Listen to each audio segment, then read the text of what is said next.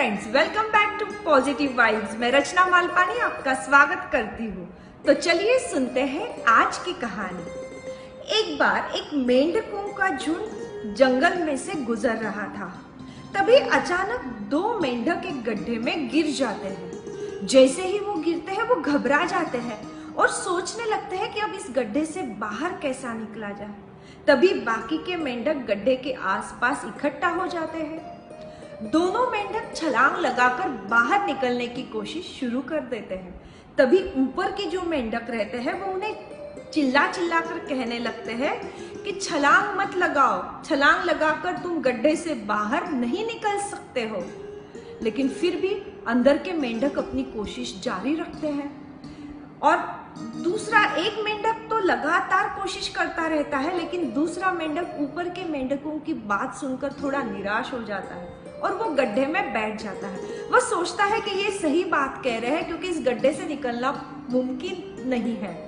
लेकिन दूसरा जो मेंढक रहता है ना, वो पूरी ताकत के साथ छलांग लगाता रहता है और जब भी वो ऊपर जाता था और नीचे गिरता था तो गिरते वक्त उस गड्ढे की वॉल को वो टकराता था और उसके साथ गड्ढे में से मिट्टी भी नीचे गिरती थी। ऐसा करते करते उसके लिए गड्ढे में नीचे एक बेस तैयार हो जाता है। वह इतनी कोशिश करता है कि उसके शरीर से खून बहने लगता है, लेकिन फिर भी वह अपनी कोशिश नहीं छोड़ता है और एक वक्त ऐसा आता है कि जैसे ही वो छलांग लगाता है वो गड्ढे से बाहर निकल जाता है। जब दूसरा मेंढक इस बात को देखता है तो वो सोचता है कि अगर पहला मेंढक कर सकता है तो मैं भी कर सकता हूँ। वो भी कोशिश करता है, उसके भी शरीर से खून निकलता है, लेकिन वो भी अपनी कोशिश को जारी रखता है और एक वक्त ऐसा आता है कि वो भी गड्ढे से बाहर निकल जाता है। जब ये दोनों मेंढक गड्ढे से बाहर आते हैं तो बाकी के मेंढक खुश हो जाते हैं और उनसे पूछते हैं कि हमें सिर्फ एक ही सवाल का जवाब दो कि हमारे मना करने के बाद तुम तो बैठ गए थे, लेकिन इसने कोशिश जारी रखी, तो ये कैसे मुमकिन किया इसने? तो वो दूसरा मेंढक कहता है कि ये जो मेंढक पहले बाहर आया ना, वो बहरा है, उसे सुनाई नहीं देता है। और जब तुम लोग चिल्ला चिल्ला कर कह रहे थे ना कि ये नामुमकिन है, तब उसे लग रहा था कि तुम उसे एनकरेज कर रहे हो, उसे प्रोत्साहन दे रहे हो और तुम्हारी प्रोत्साहन की वजह से उसने अपनी कोशिश जारी रखी और वो बाहर आ गया। और उसकी हिम्मत और आत्मविश्वास देखकर मैंने भी कोशिश की और मैं भी बाहर आ गया।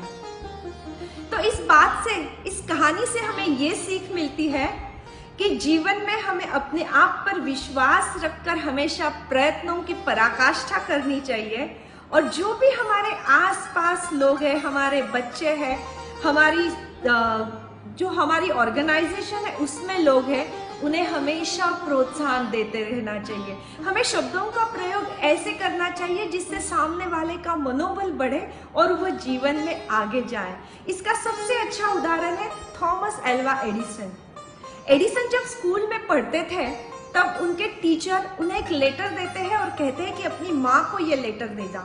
वो घर आकर अपनी माँ को वो लेटर दे देते हैं। उनकी माँ जब वो लेटर खोलकर पढ़ती है तो उनकी आंखों में आंसू आ जाते हैं। एडिसन अपनी माँ से पूछते हैं कि माँ क्या लिखा है खत में? उनकी माँ कहती है कि इसमें लिखा है कि तुम इतने जीनियस हो कि स्कूल में ऐसे कोई टीचर ही नहीं है कि जो तुम्हें पढ़ा पाए, इसलिए आज से मैं तुम्हें घर पर पढ़ाऊंगी। और उनकी माँ जब तक जिंदा थी उन्होंने एडिसन को घर पे पढ़ाया। ऐसे एडिसन जिन्होंने बल्ब का आविष्कार किया, जो अमेरिका के सबसे महान साइंटिस्ट है, जिनके नाम पे 1000 से ज्यादा आविष्कार रजिस्टर्ड है। ऐसे एडिसन जब उनकी माँ गुजर जाती है तो उनके माँ के सामान में उनको वो ही स्कूल से दी हुई चिट्ठी एक बार मिलती है।